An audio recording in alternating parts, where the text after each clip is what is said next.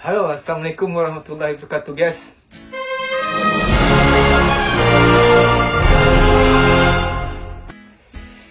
Jadi kita akan sharing tentang ini, guys.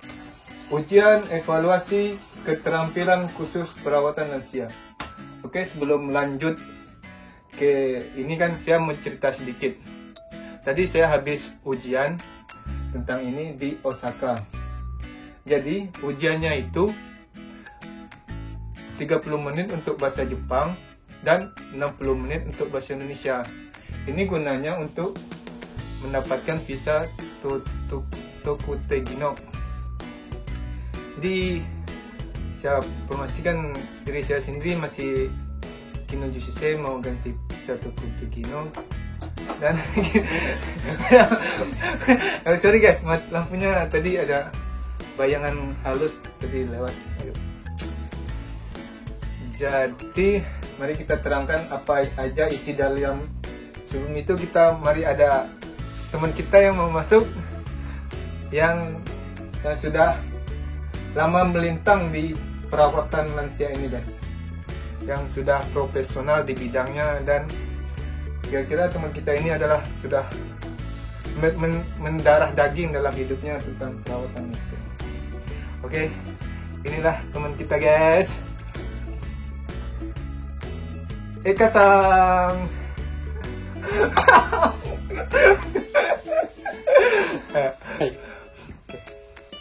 Sebelumnya teman kita ini sudah ada di video sebelumnya tentang perbedaan Kensu dan Kaigo.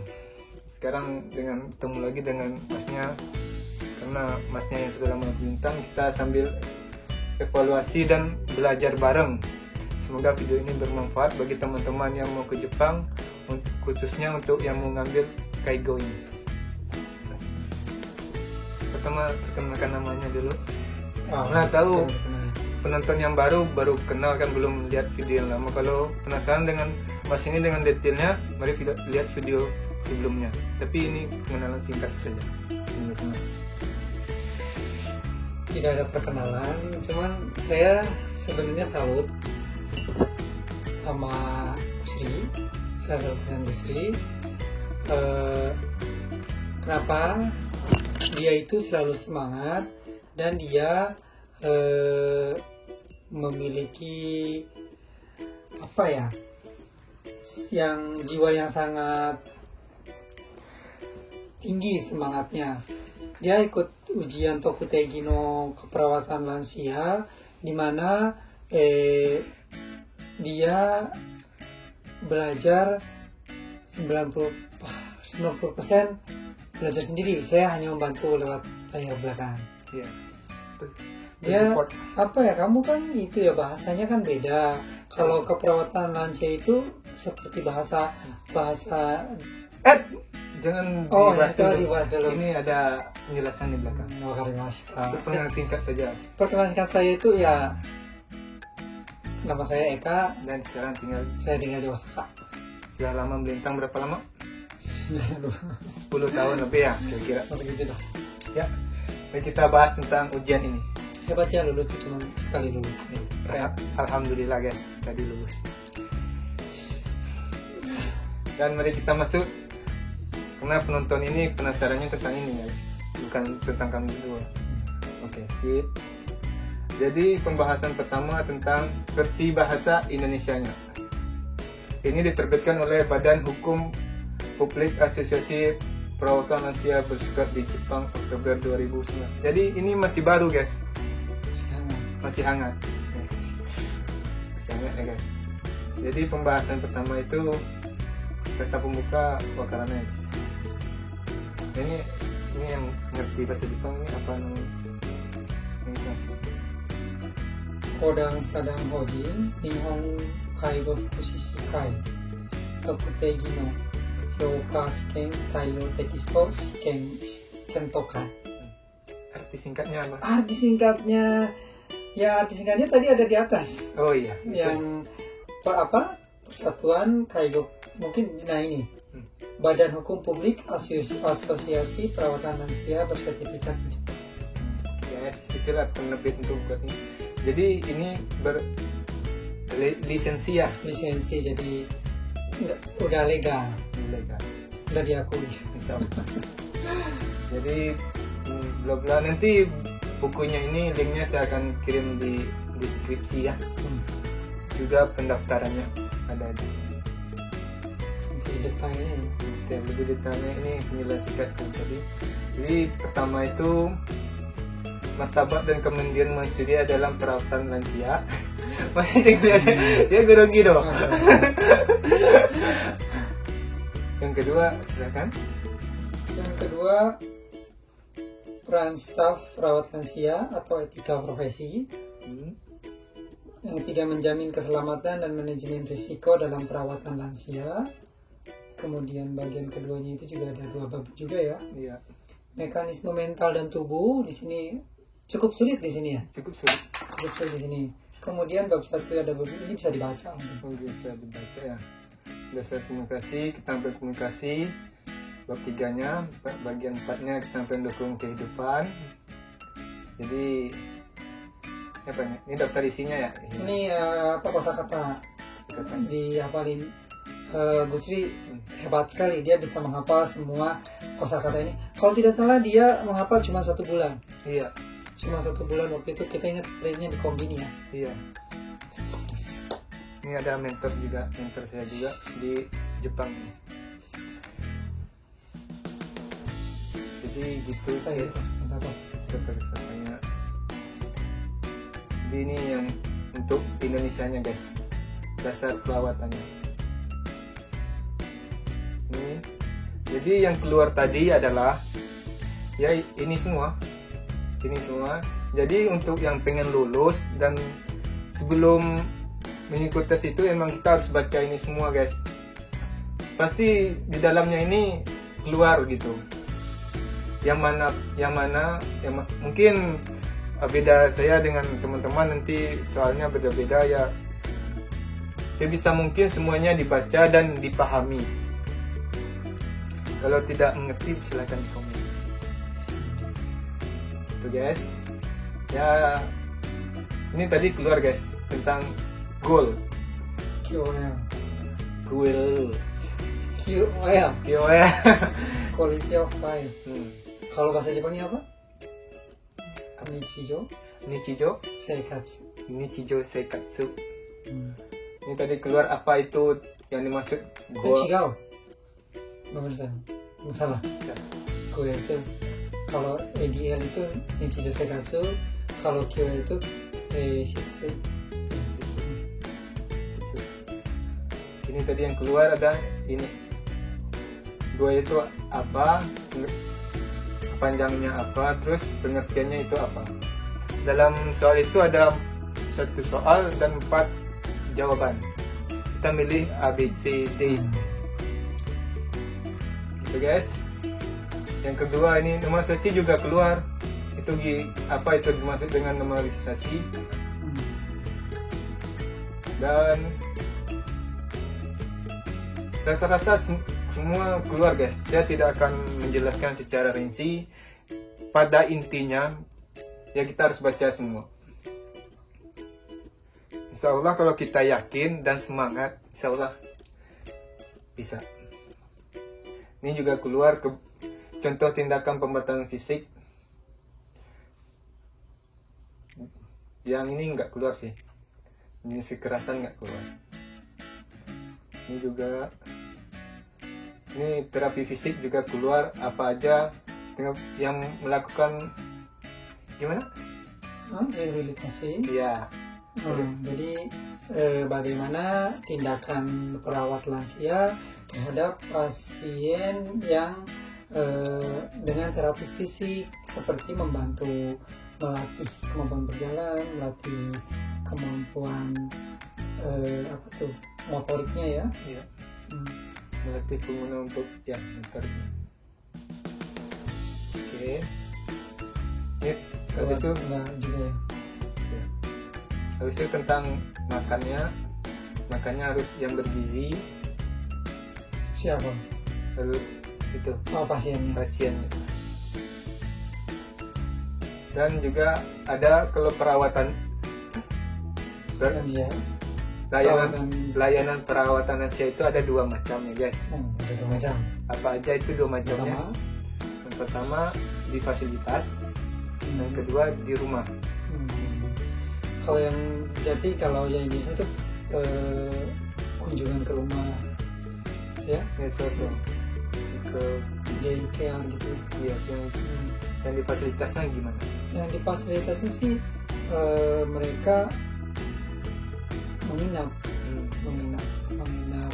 Kita membantu dari awal mereka bangun sampai mereka tidur lagi, kita bantu aktivitas mereka. Ya, kehidupan sehari-harinya seperti orang normal gitu guys. Diusahain seperti itu. Ya, lanjut. Ya, sebelum alur dasar proses lansia pun juga dijelasin alurnya itu bagaimana guys. Gimana alur dasarnya? Alur dasar proses perawatan lansia. Pertama itu penilaian atau disebutnya asesmen. Kalau di tempat saya sendiri sih disebutnya samari ya. Ini disebut samari. Kemudian penyusunan rencana. Kalau di Indonesia sih seperti ASKOP, itu asuhan keperawatan. Ini sabiske kaku. Kemudian ada pelaksanaannya ya. Ini ya nanti kita sehari-harinya. Nanti ada evaluasi atau yang dinamakan conference. Nanti conference ini dihadiri oleh keluarga, dokter, siapa lagi? Perawat lansianya tersendiri, ahli gizi, rehabilitasi. Jadi semuanya menghadiri, melakukan evaluasi dari susunan perencanaan yang kedua ini. Nanti di sini dievaluasi, kembali lagi dinilai lagi. Ini perputaran. Biasanya berapa minggu sekali apa? Pada dasarnya itu untuk pasien yang baru itu biasa 1 bulan itu udah melakukan evaluasi. Tapi karena di jenis fasilitas juga ada macam-macam fasilitasnya, itu 3 bulan sekali. Kalau di tempat saya 3 bulan sekali melakukan evaluasi atau namanya conference. Terus bab 3-nya menjamin keselamatan, manajemen risiko dan perawatan lansia. Yang tadi keluar itu ini hal-hal yang diperlukan bagi kita sebagai perawat lansia itu bagaimana mencegah kita cedera, menjaga kita sehat di dunia ini ya. Dan bagaimana cara-cara bekerja yang benar gitu biar tidak cedera kayak gini ya guys. Jadi emang sih untuk perawatan lansia itu sebenarnya sih bukan untuk perawatan lansia saja ya. Untuk kan ada kalau kata ada membantu perpindahan dari bed ke ISU ya, ke kalau Indonesia kursi roda gitu kan, atau sebaliknya. Jadi kita itu sebisa mungkin punya body mekanisme itu ya, biar tidak sakit pinggang gitu. Terus ini juga ini keluar ya kemarin? Iya keluar. Kamu kan nanya ini ya masalah ini apa kengsoku gitu ya, yang mana yang apa ini namanya Sue apa itu namanya? Tongkat ya. Tongkat itu diletakkan di mana gitu ya? Ya yang tongkat ini nanti keluar juga ya. Lanjut, ini semuanya ada 272 halaman, yang 200 ke atasnya bahasa Jepang.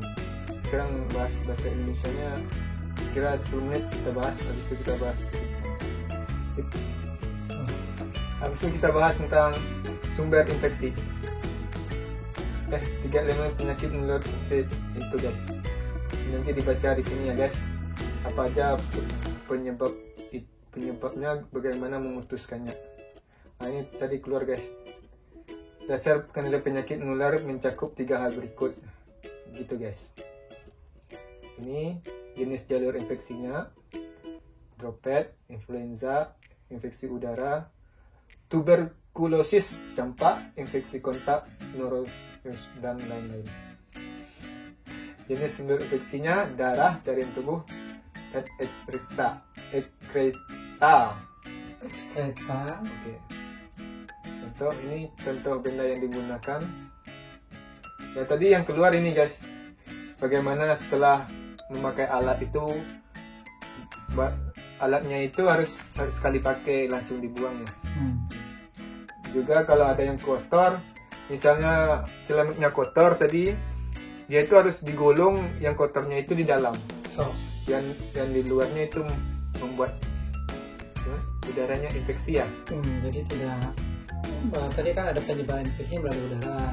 Jadi kalau celananya yang kotornya di luar, nanti bisa infeksi lewat udara sehingga infeksinya menyebar.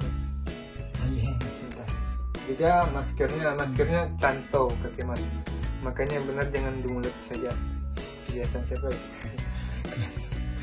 Nah gini ya cara memakai masker yang benar. Tadi juga ada gambarnya gimana cara memakai masker yang benar guys.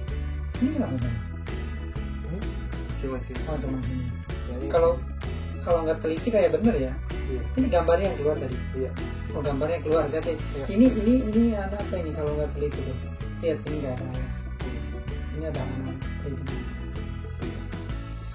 Jawabannya yang benar ini guys. Tadi ada yang kayak gini, ada yang kayak gini, ada yang jatuh.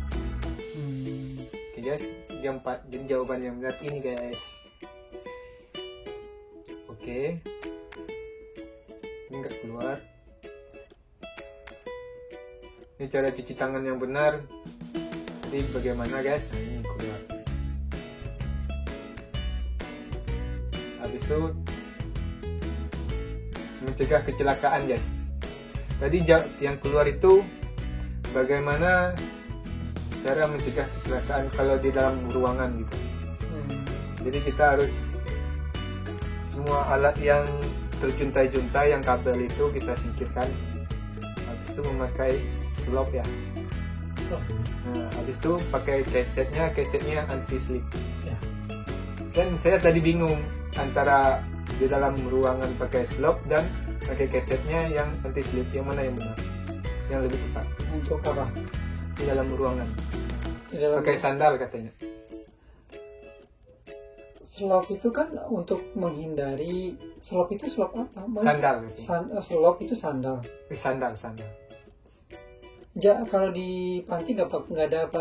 Kalau di panti itu pasien yang pakai sandal itu 90% kali ya. Nggak Nggak ada masalahnya. Kalau sandal itu tidak melindungi semua kaki kan. Jadi jalannya nanti mudah untuk ini kan sandal salah. Berarti harus pakai keset ya. Yes, pantasan saya lulus guys. Saya jawabnya itu keset anti slip. Iya, keset anti slip. Kalau sandal itu kurang ini ya. Ya, saya tadi agak ragu gitu guys, yang mana yang benar antara sandal dan ini gitu. Suhu ini. Alhamdulillah betul guys. Jadi jawabannya makanya anti slip ya. Itu bisa alat bantu. Ini dicek. Nah ini juga guys. Jadi ini jawabannya salah. Itu menjamin risiko gitu guys. Baca semua guys ya. Jadi kita lanjut. Banyak guys. Banyak loh ini. Kita cepat aja guys. Buat sebanyak ini pelajaran harus kuasai dalam 1 bulan. Gimana lagi guys? Langsung lurus. Ya kalau niat ya, intinya sini ya. Kalau udah niat lah jalan lah pasti ada. Niat, usaha, doa. Sip. Itu. Sekarang kita lanjut ke saraf otonom guys. Ini keluar apa itu saraf otonom dan perbedaan dengan saraf simpatik dan saraf parasimpatik. Itu harus dipahami guys. Kalau nggak sampai otaknya banyak penghafalan, yang penting kita pahami aja guys. Pahami aja gitu. Baca, direnungkan sebentar, ya udah. Itu belajarnya. Nanti kalau ada soalnya tiba-tiba akan ingat sendiri gitu. kan ini aktif, Iya. ini pasif, istirahat. Iya. Ya kalau secara rasional juga, kalau simpatik aktif itu ya lebih cepat, lebih lambat, menyempit, melebar, naik, turun, melebar, menyempit. Jadi kebalikan ya. Iya.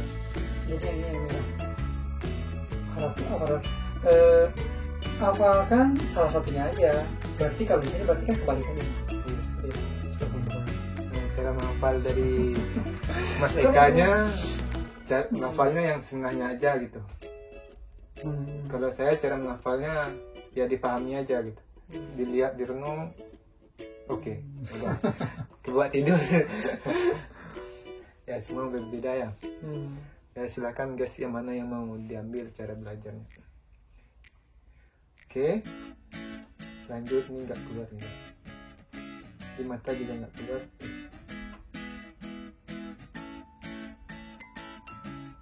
Tentang penyakit-penyakit harus dipahami juga guys. Di sini ada juga jenis-jenis penyakit.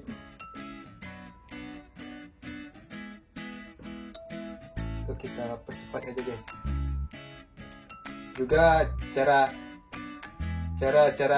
makan guys. Ini belum cara makan ya. Siap dipahami guys. Itu cara menghafalnya kami jelasin.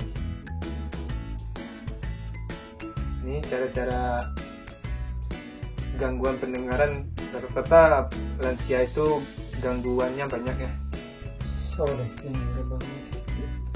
Gangguan pendengarannya apa aja, cara-cara menyampaikan sebuah perkataan itu ya guys. Perkataan juga harus lembut, jangan menyinggung perasaan, harus malu. Dan 4 bagian cara berkomunikasi ya bagi orang yang gangguan pendengaran itu harus dipahami juga. Ini tadi keluar guys, apa itu kondisi pengguna dengan afasia. Itu afasia apa pengertiannya, terus bagaimana cara berbicara dengan pengguna dengan afasia. Harus dipahami guys.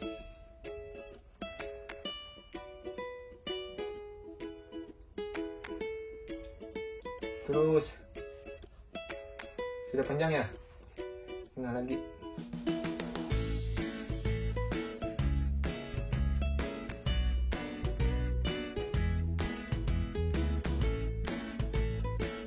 Masih apa sih ya guys? Nah ini juga keluar tadi. Pemahaman tentang berbagi informasi dengan catatan. Sebelum catatan saya sedikit menjelaskan bagaimana informasi di tempat kerja itu. Jadi di tempat kerja di lansia itu, informasi pasien itu jangan dibagikan ke lingkungan luar. Informasi itu hanya bagi orang sekitar dan staf-stafnya. Terus kita akan membahas dengan berbagi informasi dengan catatan. Jadi setiap lansia itu pasti punya, kita gimana cara informasi catatannya ya? Jadi Sebelum kita kerja itu harus catatan, setelah kerja nyatat gitu ya? iya ada, namanya kirokus ya. Sama sih seperti di rumah sakit Indonesia juga kan. Jadi sebelum kerja kita ada namanya laporan.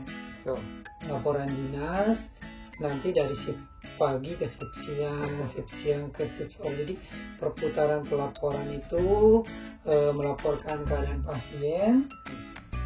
Nih, sekarang tugas nanti situ ada serah terima laporan sebelum melakukan pekerjaan. Nanti biar pekerjaannya tidak kemana-mana, jadi sesuai dengan prosedur gitu ya. Schedule-nya ada guys. Jadi ini juga keluar guys, dasar dalam penulisan catatan pronunciasinya: mencatat saat memori masih kuat, mencatat tanggal waktu dengan akurat, mencatat tanggal agar waktu kejadian yang tulis bisa diketahui, mencatat fakta dari atas subjektif dan objektif.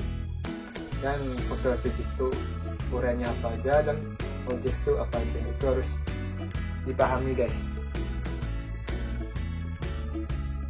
Lanjut, nah ini guys, ini informasinya ini tadi harus kita jaga ya.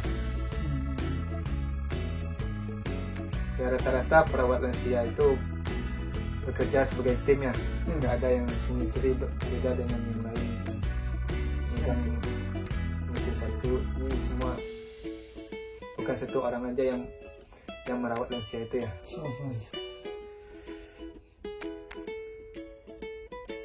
So habis itu berpindah. Nah ini guys, ini juga dipahami apa itu IIDL.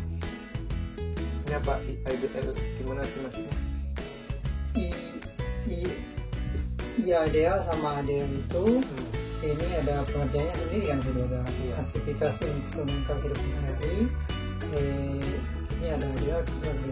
Kalau ini sih kalau di Jepangnya ada Nichijou, ini Nichijou sana. Jadi ini adalah bisa dilihat gambarnya. Biasanya kalau sini lebih banyak waktu. Kalau mau rekapitulasi satu ya lambat ya guys. Kita akan masuk ke bahasa Jepangnya juga. Ya ini dibaca semua guys. Dan ini guys, ini juga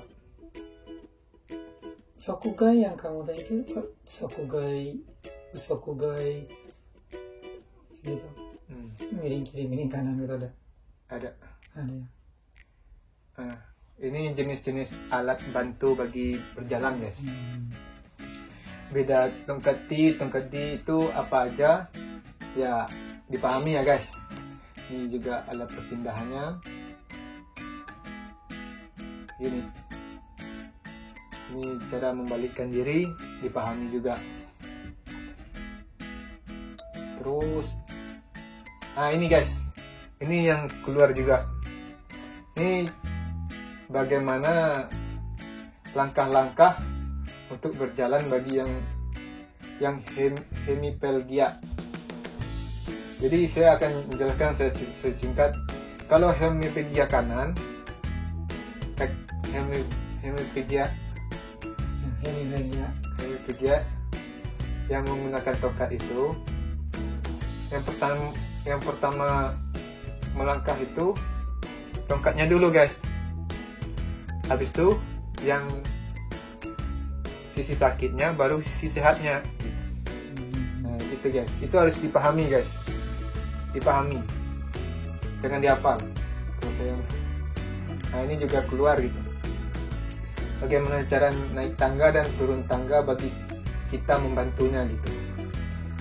Jadi kalau kita mau naik tangga itu bagi misalnya dia kaki kanannya yang sakit gitu guys, yang hemiplegia. Jadi kita itu harus kalau mau naik tangga kita itu di belakang yang kanan sakitnya. Bagian yang sakitnya. Habis itu kita suruh dia duluin tongkat. Terus kaki sehatnya.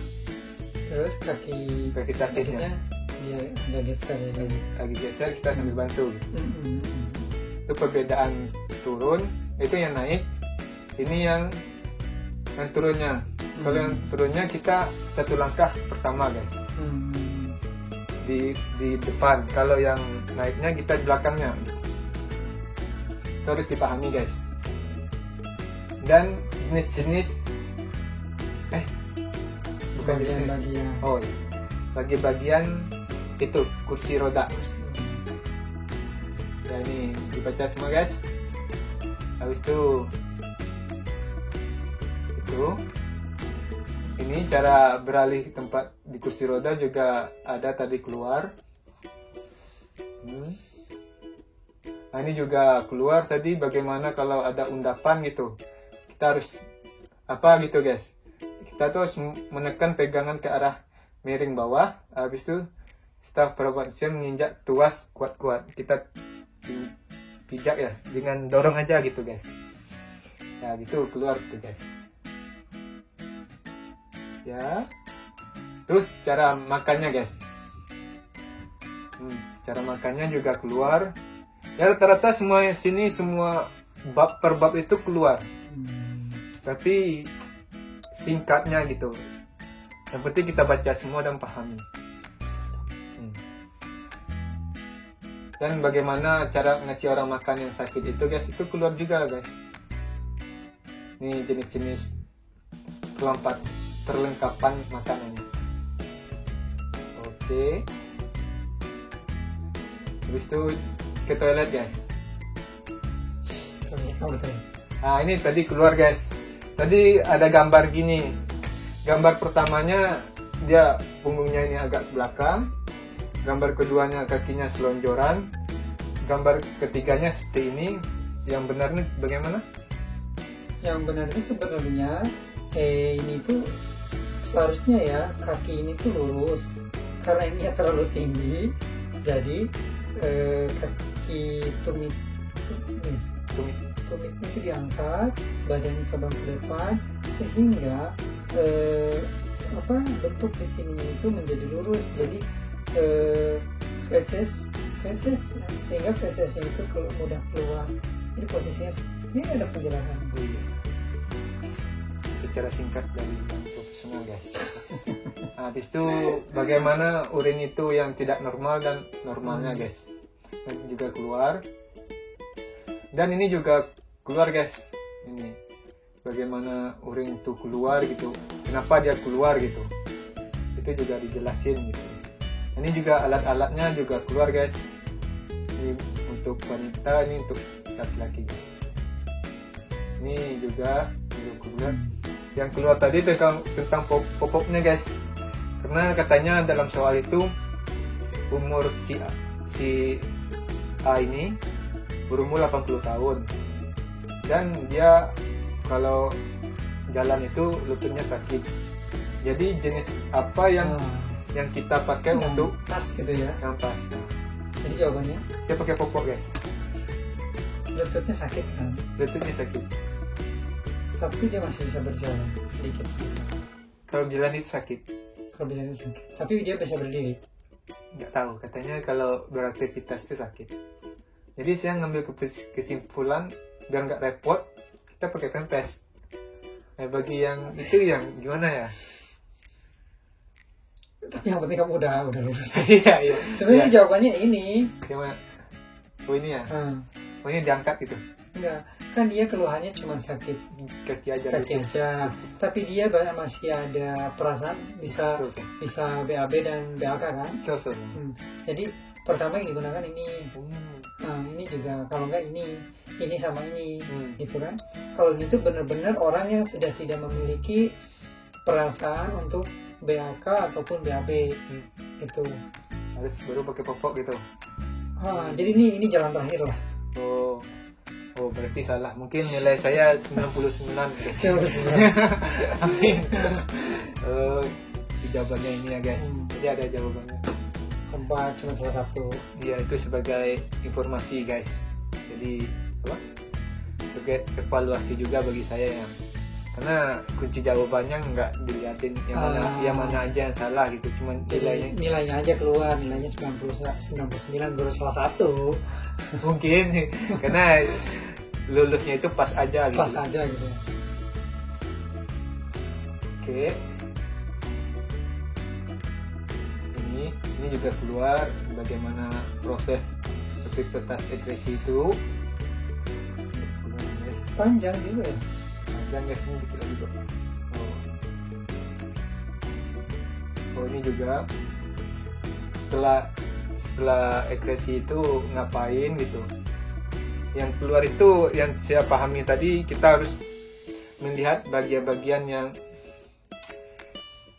yang agak ini area genital yang sensitif, kita harus perhatikan gitu guys sebelum memakai, karena setelah ini apa aja yang dilihat itu kan itu yang dilihat. Dan tidak lupa dicuci guys.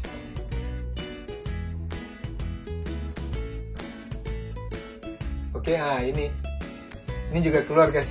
Bagaimana cara memakai baju yang bagi yang hemipegia yang ada Mungkin kita pakai bahasa ya, kalau hemipegia itu kan bahasa khusus untuk ponsel, kita bahasa itu aja stroke. Iya, proses stroke yang stroke. Jadi bagaimana kalau dia itu stroke-nya bagian yang kanan gitu. Bagian yang sakitnya kalau memakai baju. Jadi kalau untuk pasien stroke itu, kalau untuk memakai baju itu bagian yang sakit aja. Bagian sakit dulu. Kalau untuk melepaskan baju berarti bagian yang sehat dulu. Nah, so itu harus diingat guys. Cakang dak. Nah, itu kalau dalam bahasa Jepangnya. Oke, sip.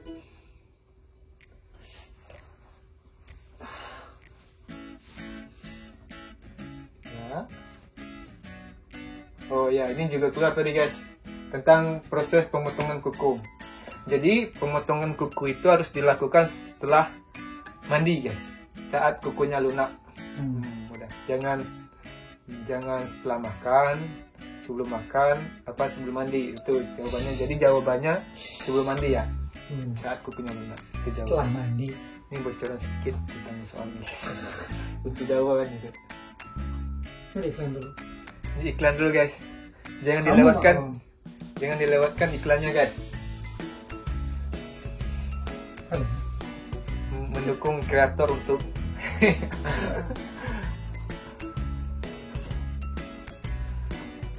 terkendala guys. Oh, nggak bisa di screen. Nggak bisa di screen. Karena mungkin YouTuber ini belum ada uang terlalu banyak untuk beli TV screen guys. Hah? Oke. Jadi untuk karena mungkin mouse-nya habis, baterainya habis, mari kita lanjut sejenak. Jadi apa ya? Nah, setelah ini tunggu bentar ya guys. Habis ini kita akan membahas tentang bahasa Jepangnya. Ini ada 2 poin yang penting untuk kita untuk mengambil Toku Tegino ini. Ada dua poin penting. Pertama, kita harus lulus Indonesianya, dan yang kedua kita harus lulus bahasa Jepangnya. Kalau kita lulus satu aja itu nggak berfungsi guys. Kita harus bisa lulus kedua-duanya. Itu poinnya.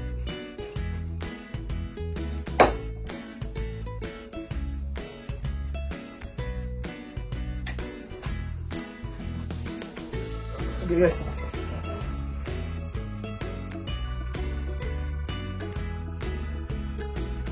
Oke, sembari menunggu ini kita akan lanjut sejenak. Jadi cara-cara masuk bak mandi juga keluar guys. Semua dipelajarin. Oh, ini juga keluar tadi. Pas keramas gitu. Jadi kalau keramas itu jangan menggunakan kuku guys, karena bisa sakit gitu. Jangan menggunakan kuku, karena rata-rata kulit lansia ini kan agak lembut ya guys. Jadi jangan dipikir gitu, jangan kalau rasa sakit gitu. Jadi juga ini juga keluar saat menggunakan shower gitu, juga keluar. Oke. Nah, ini juga keluar guys, cara menyikat gitu. Tadi juga keluar, tadi keluarnya gini guys.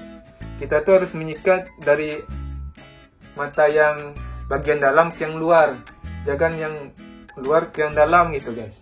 Itu harus dipahami juga. Dan menyikat punggung dan dada. Dan ini juga keluar cara menyikat kaki. Menyikat kaki itu harus dari yang bawah ke yang atas gitu.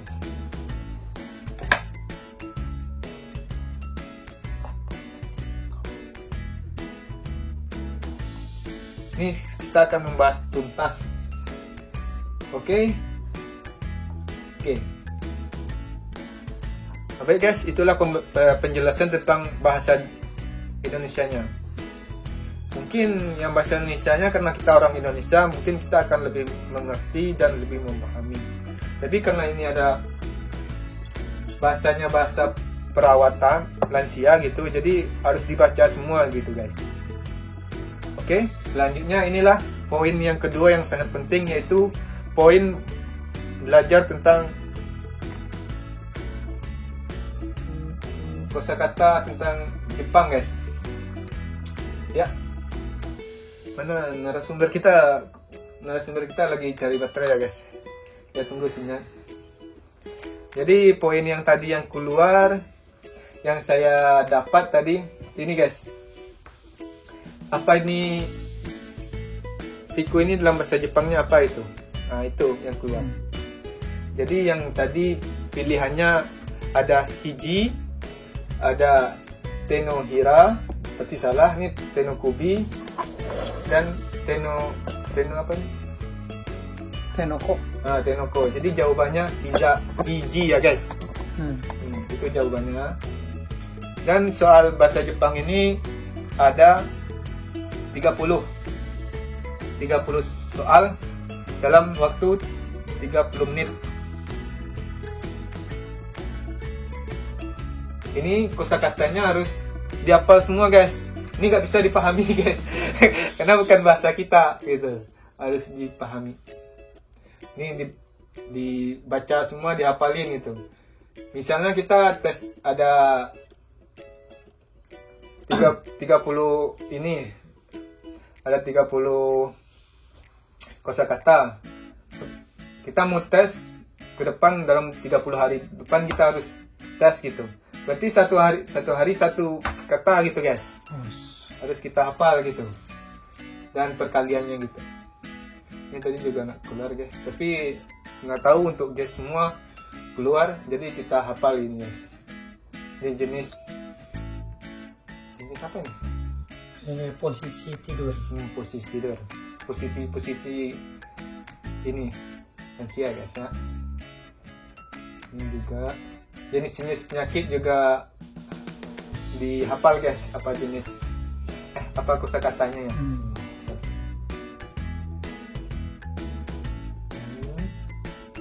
Yang banyak keluar nih tentang ini guys. Yang banyak keluar itu dia nanti ada kaiwa gini. Nah, jadi kita nayonya itu apa gitu. Nah, itu yang harus dipahami. Tapi rata-rata kalau kita baca semua dan memahami kosakatanya, kita bisa jawab. Itu intinya. Yang penting dihafal kosakatanya guys. Karena kosakatanya juga sulit. Jadi ini juga keluar. Ini ada tongkat guys. Habis itu bahasa Jepangnya apa? Ini sue. Tadi betul. Nah, yang banyak keluar itu tentang ini guys. Ini ada sekitar 15-an soal seperti ini. Soal cerita habis itu nah, jawabannya apa gitu. Kita, yang benarnya apa gitu guys. Ya sama guys. Rata-rata gitu. Ya, nanti linknya ada di bawah guys. Dan ini kosakatanya setiap bab itu pasti ada kosakatanya guys. Ini harus dihafal guys. Dihafal. Harus guys. Kalau mau lulus. Ini rata-rata emang ini soal cerita. Kita semua guys. Terus ya gitu guys. Nah gitu guys. Gitu guys.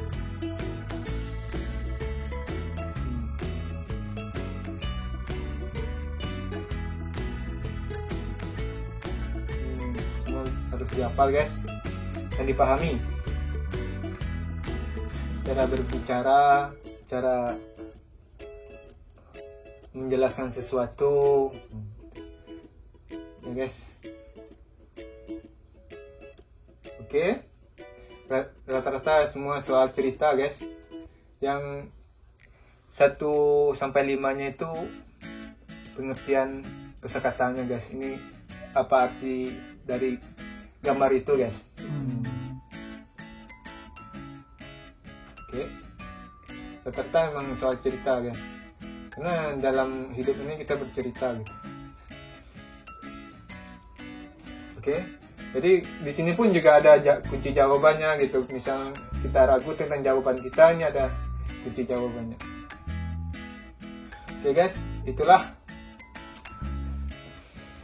sekian dari video tentang apa nih? Keigo Fukushi. Jadi cara daftarnya di sini ada juga guys, ini cara daftarnya. Ini dibaca. Dan link pendaftaran nanti saya kirim ya, semoga bermanfaat bagi semua. Oke, sip. Penutup guys. Ya, penutupnya ditutup aja, silakan. Oke. Terima kasih yang telah menonton, dan terima kasih untuk Eka Sang yang telah meluangkan waktunya sejenak untuk berbagi ilmu dan pengalamannya, dan semoga bermanfaat guys. Semoga berkah untuk bagi kita semua. Terima kasih yang telah menonton. Jangan lupa like, comment, and subscribe. Oke.